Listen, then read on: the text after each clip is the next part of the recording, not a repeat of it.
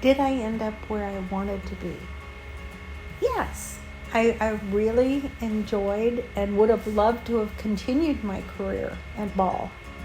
Fortunately, that didn't all happen, but that's okay. But no, actually, I was engaged to marry somebody else.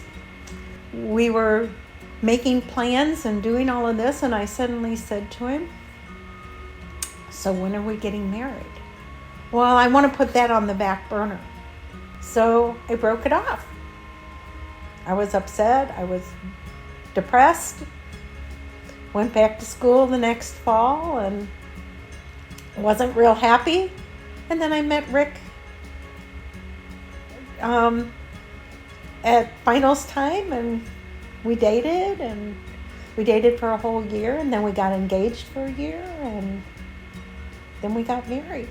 What advice would I give somebody who's struggling, and whether physically, emotionally, or socially? I don't know that I have good advice for somebody in those conditions, because I'm going to be honest with you, most of my drive in life has been somebody telling me I couldn't. And I think that comes from having parents who were alcoholics, who would say, "You can't do that, you can't do that." So I would say, it's you as a person. It's hard, because you have to decide, are you going to give into it, or are you going to say, "Watch me. Stand out of my way and watch me." Mentally and emotionally. Emotionally, I'm exactly where I want to be. We moved to Florida for one reason, and that was to put family back together. And that was my whole impetus for coming to Florida. This is where I wanted to be. I want family. And true love means that you're married to your best friend. That you're there, thick and thin, no matter what it looks like, no matter how hard it gets, no matter how much you want to tear their heads off. You want to get in a car and run away. You don't. You stick there, and you talk it out, and you work it out, and you compromise. Come next April, we'll be married 50 years. Couldn't do that if we weren't willing to compromise and stick to it. Do I believe having a significant other around is beneficial? At this point in my life, no. I'm almost 65. Yeah, I don't think I'm going to find anybody. But if you're truly in love, yes.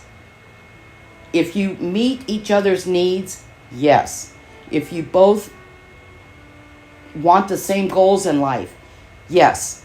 Having that other significant other is worth it, yes. Advice I would give to somebody that's struggling, either mentally or physically, anyway, believe in yourself. You know what your boundaries are. You know, when I